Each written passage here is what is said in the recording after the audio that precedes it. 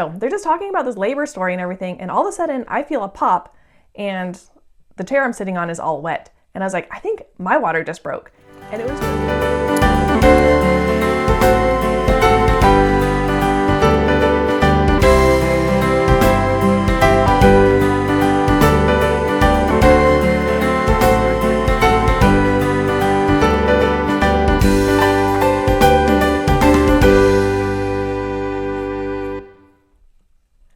Hello, welcome back to Single Mom on a Farm. This past summer, I had requests from 3 different people to do a video on my birth stories. This is really exciting for me because I loved giving birth. They were fantastic experiences. My strong point is to talk, and I could talk about each baby for 30 minutes. And even if I try to keep it only to 5 minutes per baby, that's still a 50-minute video. So I'm going to try to leave out a lot of details, which I'm not really good at, but we'll just see how it goes. I wanted to have a home birth really bad, but I was never able to do that. That was just a dream and a blessing that I never got. All my homesteading friends have babies at home, and I feel like I was a great candidate for a home birth because my births are so easy. So I kind of hate that I had all 10 babies in the hospital, but it is what it is. Hopefully one of my children will have a home birth and I will finally be able to have that dream realized and participate in a home birth because that'd be really fun. When you have a husband in the medical field, then you have excellent hospital benefits, so that is the main reason why we had our babies in the hospital.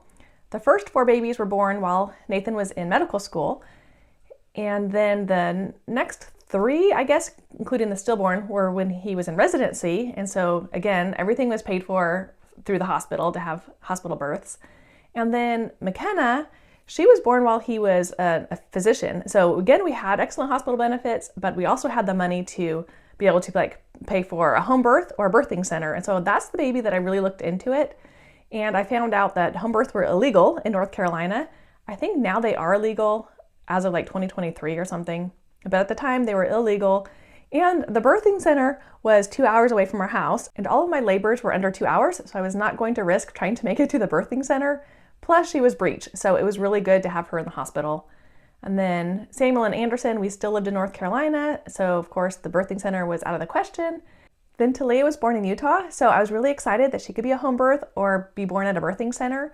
But Nathan was starting his own practice, and we're on Medicaid, and Medicaid doesn't cover home births or birthing centers, so I had to have her in the hospital. I almost had an accidental home birth. I really, really wanted to because I wanted that home birth so bad, but I didn't. I just went to the hospital like I should. I was just a little bit bitter because it'd been 7 years since Nathan graduated from residency, so I felt like we should be able to afford a $4,000 birthing center birth, but it is what it is. So she was born healthy and everything went great. So that's the most important thing anyway. Okay, let's start at the beginning with Kylie. We moved to Texas in August of 2000 and she was born in September, just a few weeks after we got there, a few weeks into Nathan's first year at medical school. She was born on a Sunday. I went to church that day and I felt great, and I remember telling my friend that she probably wouldn't be born for a few more days at least because I was feeling so good. Her due date was the next day. Sunday night, we went upstairs to the 6th floor in our apartment building to visit a guy that Nathan had helped move in the day before. He just seen him moving stuff in on the stairs and offered to help. And so he said he wanted this guy to meet me. So we just went up and knocked on his door and we went in, and I remember Who Wants to Be a Millionaire was on the TV while they were just talking and talking. And then he started talking about his birth stories of his 2 girls and how one was a home birth actually, an accidental one. She just went into labor. So they're just talking about this labor story and everything. And all of a sudden I feel a pop and the chair I'm sitting on is all wet. And I was like, I think my water just broke. And it was just hilarious because he was talking about how his wife's water broke and then my water broke. I was just like, is this for real? I mean, seriously? And we're like, we better go. We're like, sorry about the chair. And he's like, go, run, go. So we ran down the 3 flights of stairs because we lived on the 3rd floor and to our apartment.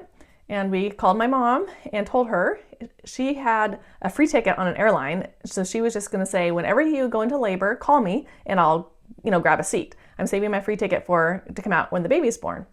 So we called her and told her, and she said, go to bed, get a good night's sleep because you'll probably be in labor all day tomorrow because her labors are really long, at least 24 hours. Then we called Nathan's mom and she said, oh, go to the hospital right away because her labors are pretty fast. So we did kind of pack up some things and get kind of ready. And I know we looked back at our long distance phone bill, and we know we called our parents just after 10 o'clock. So I'm assuming my water broke right before 10 o'clock. I started having contractions at 10:30, and we just kind of monitored them, and we're still kind of packing.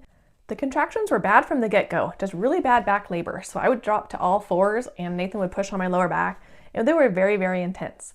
When we got to the hospital and got in my room, then I remember him just pushing so hard on my back and there being a lot of blood, and they're saying, well, do you want an epidural? And I said, if it's gonna be like this for a long time, then yes, because this is awful. It was very intense. And they said, well, get into a gown and get on the table and we'll get you checked out. So I did that, and they said, well, you're a 10, you don't need an epidural, too late. And they went out into the hall and grabbed the doctor that was on call there, which is a benefit of like not having your own doctor yet, since we were just moved there. And Nathan being in medical school, it didn't really matter, I guess. So they just grabbed her in, and she was just this bouncy lady, was like, we're gonna have a baby. And it really cheered me up. And so they were all just like, okay, push, push. And I remember looking at the clock, and it was like 11:30 or 11:35 or something. And I was like, oh, I wanna wait till midnight because then she'll be born on her due date. I'm gonna wait. But she didn't. She came right out at 11:38 that night. So it was a very fast labor. Nathan used the hospital room phone to call our parents and tell them the good news. When he called my parents, he got an internet answering machine, because at the time, if you were on the internet, it used your home phone line. And so when someone called, it went straight to a message machine from the internet, and you could leave a message. And if you're on the internet, you could be listening to the message, and then you would know whether you wanted to like get off the internet and call the person back or just stay on the internet. So my parents heard the message and they got off the internet and called us back, and they're like, wait, what? You had the baby? Like already? It's 11:30. They're like, we haven't even gotten our ticket yet. My mom was still looking at flights to get her ticket, and she wanted to get there before the baby was born and see the birth of the baby. She was just flabbergasted that I already had the baby in less than 2 hours. So that was pretty funny. But for me, it was such a miracle. For days after that, I couldn't sleep because I was so grateful. I mean, just so grateful for the whole birth story, that I had gone into labor while talking about labor stories at a neighbor's house, that the labor was so fast, even though it was very painful, it was fast, that I didn't have to have an epidural, I didn't have to have a C-section or anything like that. I remember running down those stairs from the 6th floor back to our apartment and just thinking, I can't do this anymore. I don't really want to do this. I hope when I get to the hospital, they just knock me out and cut me open, because I do not want to go through labor. I can't do this. I was really scared. So I was really grateful afterward that I did it, that I really gave birth naturally without any epidurals or any medications or even Pitocin or anything, and that it all went so well. I was so grateful for that terrific birth story. I couldn't wait to do it again. So with Meline, on her due date, then the doctor said we can induce any day this week, and he wanted to schedule it because he was like going golfing certain days and everything. He didn't want me to go into labor naturally. And I said, no way. I love birth stories, and now I have this huge testimony that God knows the perfect time to send his babies to earth. And I loved the surprise of not knowing where I would be when I went into labor. I could be on a walk, and I could be here or there, and I couldn't wait to hear that story. I just did not want to sacrifice having a planned birth in a hospital at a certain time. I couldn't sacrifice that fun story I was going to get. So I did not get induced. So she was due on a Monday. The following Sunday night, it was about 10:30 at night, I was scrapbooking and having popcorn. My mom was in town to watch Kylie when we went to the hospital, and I had my first contraction, and we kind of monitored them because they started off slowly, and then they just started, to get to be 2 minutes apart. And so we grabbed our stuff and we went to the hospital. We got there and we said, she delivers really fast, you need to call the doctor. And the nurses, they always say this, we'll get her checked in and check her, and then we'll call the doctor. And we kept saying, well, she delivers really fast. And we said this with all the rest of the babies. And they said, well, the hospital policy is we have to check her before we call the doctor and tell him how far along she is. So I changed into a gown and got on the table, and they said, oh, you're a 10 and the baby's here. So the nurse just caught the baby and the doctor came in and he was all grumpy about it. He was pretty rude, that he was just like Speedy, couldn't even wait for me and things like that. So I didn't use him anymore, but she was born at 12:06, just right after midnight. So on a Monday, so a whole week past her due date, but she was healthy and wonderful. And they're both exactly the same weight, which I thought was funny, but they're both 8'1". I loved having two little girls. They were 16 and a half months apart, and they were best friends, and they've always stayed best friends, and they are still roommates in college right now. So I just loved having two little girls so close together. For the third one, he was pretty similar. He was also a week overdue, and I was also pressured to induce with him, but I said, no way, I love my natural birth stories. Finally, I scheduled an induction it was a Tuesday morning, but I did not want to go through with it. So Monday night, I was trying everything I could to like jump on the trampoline and to go into labor. And my nurse friend, who's a labor and delivery nurse, told me how to pop my own water, but I was like scared to do that. But I was trying everything. Finally, at 12:30 at night, we had our bag packed to go to the hospital in the morning to be induced. My mom again was in town to watch the kids, and we lay down on a mattress on the floor, was our only bed.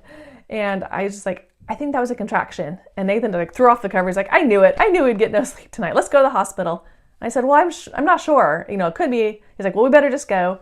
And he just got the bag ready. And we went out and told my mom, who was sleeping on the couch. We're like, Marcy had a contraction. We're going to go to the hospital. And she said, you don't go to the hospital with one contraction. And we're like, well, we are. So we went to the hospital, and he was born at 1 o'clock straight up. And again, no doctor made it.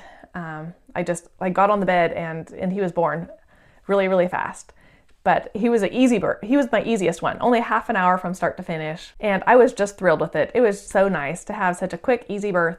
It was very painful and intense, but at least it was over really quickly. And I figured I got this birthing thing down. You just put your mind to it. And as soon as I feel that first contraction, I just start breathing and just start like visually pushing the baby out. And then I just start to try to push the baby out. I don't know. It just works for me.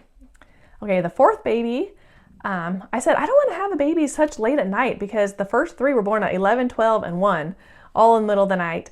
I said, Heavenly Father, I really want a morning delivery. Like, I want a good night's sleep the night before. So that's what I got for Alexis. She was also a week overdue.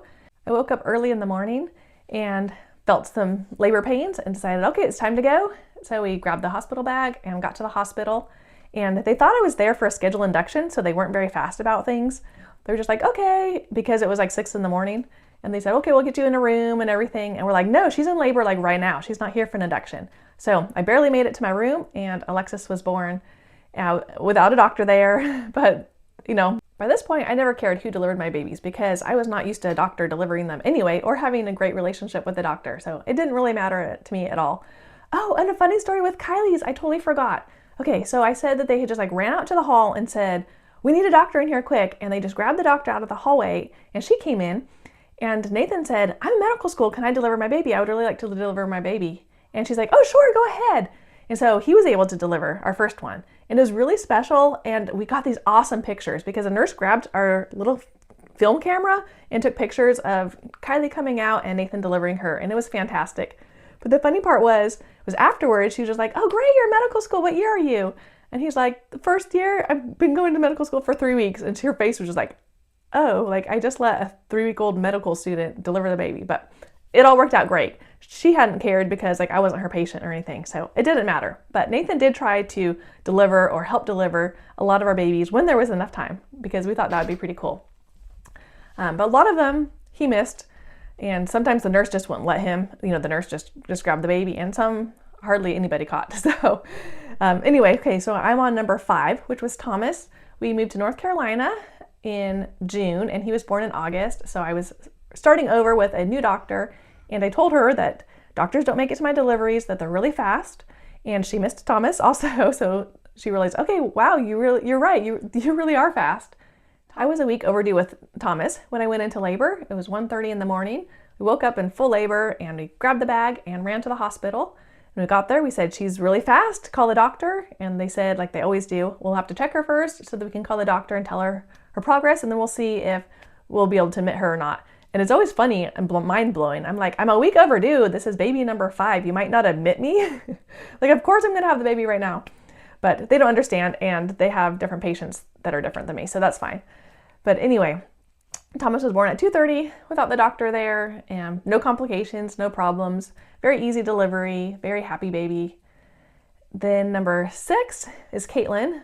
I'll skip the stillbirth because I think I've explained hers, or I can do hers in a different one, but because that's completely different. But with Caitlyn, I again prayed for a morning birth because I didn't like those middle of the night births when you have the baby and then the nurses keep you up the rest of the night, and then you know, all day long you're awake during the daylight and everything, and you just don't get any sleep. So I said, Heavenly Father, I really want a really good night's sleep, and then to have a baby in the morning, and the kids can come over and see the baby, and you know, I'll feel really good. So I got what I wanted with Caitlyn, and I was really happy about that. I woke up around 7 in the morning, and I remember the kids were already up reading, and we got going on our day, and all of a sudden I realized I'm in labor. Nathan was at work because he had worked an overnight shift. So I called him, or paged him. I think I had to page him. And he came home and got me, and we got our bag, and we got the kids, and we dropped them off at a friend's house right across the street from the hospital. And we got to the hospital, and I think we'd also had the pager number for the doctor this time because she knew I was really fast because she'd missed Thomas and our stillborn Julianne. So we paged her. She had hired a midwife to work with her by now. And so we paged them and said, I'm in labor, I'm on the way to the hospital. And the midwife said, I'm dropping my kid off at school, I'll meet you there. And she ended up just bringing her child with her. She's like, I'm not gonna miss this birth. So she brought her child with her and didn't have time to drop her off at school. And came in, and she was just sitting in the rocking chair when we got there. She's like, I'm ready, let's have the baby. I didn't even have time to drop off my daughter at school. And I felt kind of bad because I felt sort of pressured to like hurry up and have the baby. I'm making the daughter late for school. But it was great to actually have a midwife there, and everything was like so calm because I had time to change into a gown and get on the bed, and I think I might have even gotten a mirror that time. You know, like I had a little bit of extra time to know what's going on and not to be in a rush and to feel the calming presence of the midwife versus the nurses that are just like, get the incubator, get this, that, the bassinet, and all the stuff you need. The nurses like are never quite ready for you. So it was really nice that the midwife was there because the nurses felt a lot calmer. So hers was a terrific birth. She was really easy. She was born like at 8:30 in the morning, and then the midwife was like, okay, my daughter's eating donuts in the nurse's station. I better go take her to school. So she took off. But we joked about that, and that was a pretty fun birth. Who's after Caitlyn? McKenna. So McKenna, a week before she was due, we found out she was breech, and they really wanted me to do a C-section the next day, but I said, no way. I have such easy births. I do not want to have a C-section with this one. I didn't feel good about it at all. And then we also talked about having her turned, like the aversion, and have her turned. And so we thought about that and we prayed about that. We didn't feel good about that either. I stood on my head. I did everything I could think of. I think I've told this story before, so I won't share too many details, but I fasted and I prayed all weekend. I had found out on a Wednesday, I believe, that she was breech. So I waited the whole weekend, and Monday went back to the doctor, and the doctor said she's still breech. We need to do something tomorrow. Do you want a C-section or a version? And I talked to a friend who had a version, and she said, you know, everything is fine. It worked for her. So I said, okay, fine, we'll do the version. Even though I still didn't feel good about either one, but I didn't feel good about having a breech baby. Like I just felt sort of hopeless and scared. Feel like I was not getting any answers or comfort that whole weekend. In the middle of the night on Monday night, I went into labor. It's almost the same time as Thomas, about like 1:30 in the morning. It's like, I'm in labor. What do we do? And so we rushed to the hospital. We called the doctor actually, because she had said, if you go into labor this weekend, call me. Just call me straight, because I need to be there for it. So we did. We were able to call her. So we got to the hospital, and she was at the hospital, such a comfort, the real doctor, not even the midwife. And she did an ultrasound and said, the baby is still breech. We've got to do a C-section. So prep for a C-section. So she got the anesthesiologist in there, and I just heard all these people around me talking about a catheter and shaving and all this stuff. And I was really scared. And I was just like, is there even time for this? Like, I'm about to push the baby out. Every time I've gotten to the hospital, my babies are born super fast, within 20 minutes or something. And they wanted me to sign papers, and they just said, go to surgery. And so they just started pushing me down the hall to surgery. And I just held on to the railings as we're going down the hallway, and I just pushed as hard as I could, and I pushed her out. And we got into the OR, and then it was kind of in the hallway, and the anesthesiologist came up and talked to me, and I was like, she's out, she's out. And I realized I hadn't even told anybody that she's out because she was under the sheets. And so I was like, she's out. And all the nurses were like, she's out, she's out. And she delivered. And the doctor came running around to the foot of the bed and saw that the head was still stuck because I delivered her breech. And so she was able to pull her out and yelled for a suction because we're still like in the hallway of the OR. There was like a room off to the side. And so somebody got a suction, and I just remember saying, breathe, baby, breathe. And I was just like, I can't believe it's over. I cannot believe after like the 5 or 6 days of stress, like all day, all night stress about, is my baby going to be okay? Is she going to die because I'd already had a stillborn? Am I going to be able to deliver her breech? Am I going to have a C-section? Is she going to turn? just a lot of emotional stress. Like I felt like a month's worth just packed into that week. So I couldn't believe it was over, that she was out, and I didn't care, not like what happened to her, but I was just like, just go save her. You know, I didn't need her right on me really fast like the other babies. I was like, just give me my baby. But I was like, go take her, you know, just save her life. And they did. They took her over to the little incubator and they gave her some oxygen because she had been kind of stuck in me for a little while before I said that she's out. She was a little bit purple, and they suctioned her out and got her breathing just fine. And everybody was just around me like, wow, congratulations, she delivered. And the anesthesiologist is still like, are we going to the surgery? And we're like, she delivered. It was just a medical student anesthesiologist, so it was pretty funny. He didn't know what was going on. But everybody was so happy. The doctor was actually thrilled. She said, I really wanted to deliver a breech baby, but I'm not competent in it. Like you have to have like 3 or 4 a year to say you're a competent doctor to give the okay for someone to have a breech delivery. And she wasn't. So she said, I couldn't tell you to have a breech delivery, but I really wanted you to, and I really wanted to deliver one. So I studied up all weekend in case you did deliver breech, I would know what to do and how to still deliver it. So she's like, good job. I knew you were a great candidate for it. I knew you could do it, especially because it was like my 7th, 8th baby. So she's like, I knew if anybody could do it, you could do it. So it all worked out great. McKenna was fine. They brought her to me, and she was cute. She had her legs stuck up by her head the whole time. Like all of her pictures are just her legs were up by her head, I guess because she was breeched and had come out that way. It took a while to get her legs to like stay down. We had to kind of swaddle her up. And we did ultrasounds on her hips for like the first couple months. They wanted to make sure her hips were growing fine. She didn't have any hip dysplasia or anything. She didn't have any problems whatsoever. At the beginning, some people were saying, your baby doesn't look like the rest of yours. And I was like, I could tell she's mine because her legs were up there and there was no other breech baby born. All the nurses kept coming to my room all the next day, was like, we want to see the breech baby. We want to see the mom that delivered a breech baby in the hallway. So it was kind of fun to get a little bit of extra attention. And again, I was so grateful just for the miracle of her birth, the miracle that she was here safe, and that everything went just fine. I didn't have to have a C-section. The doctor also said it was so good that she didn't do the version where she would get the baby to flip because her umbilical cord was super short. So if she'd made the baby flip, it would have ripped. And then that would have either been an emergency C-section or she could have died. There could have been a lot of complications, a lot of bleeding or hemorrhaging. So she was just glad that everything worked out great, and she knew that our prayers were answered. She was just like, you guys are so faithful to get this big blessing. And it was a big blessing. Number 8 is Samuel. His was super fast and easy. His was a Monday night. We had to have dinner. We were starting like a little family night where we have like a lesson and a game and treats. I was like, I just don't feel good.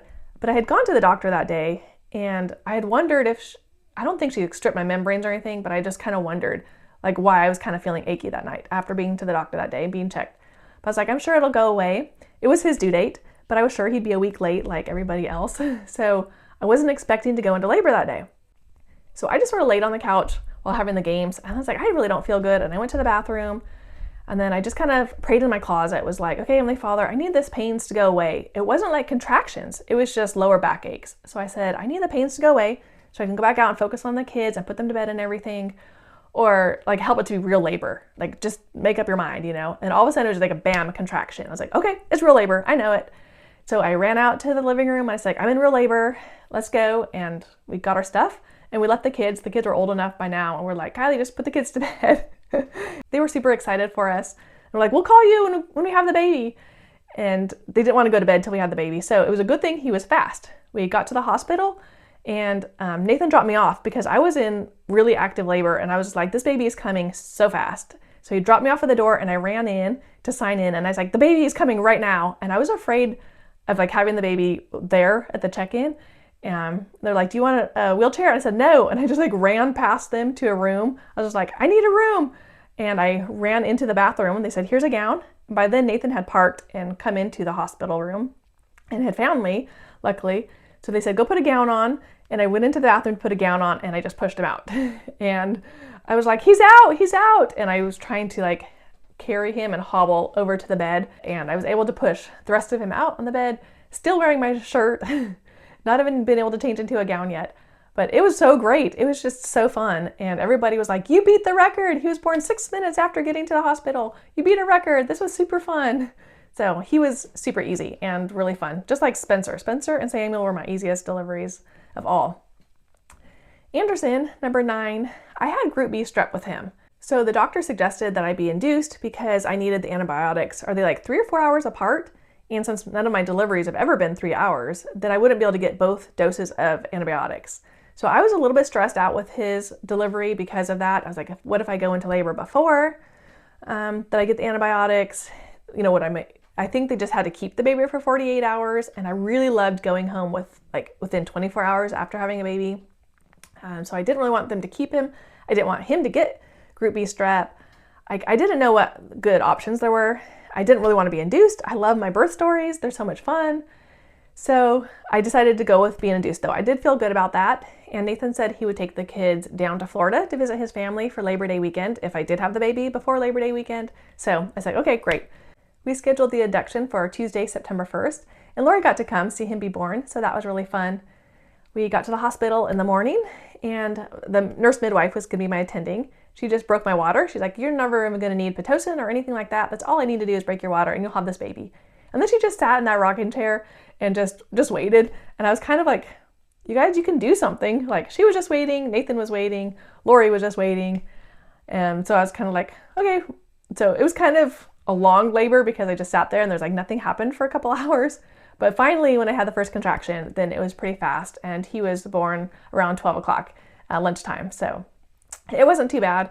It was, now I have one experience of being induced, even though it wasn't like really inducing because I just had my water broke. But he was born 8/10. He was a big, healthy baby.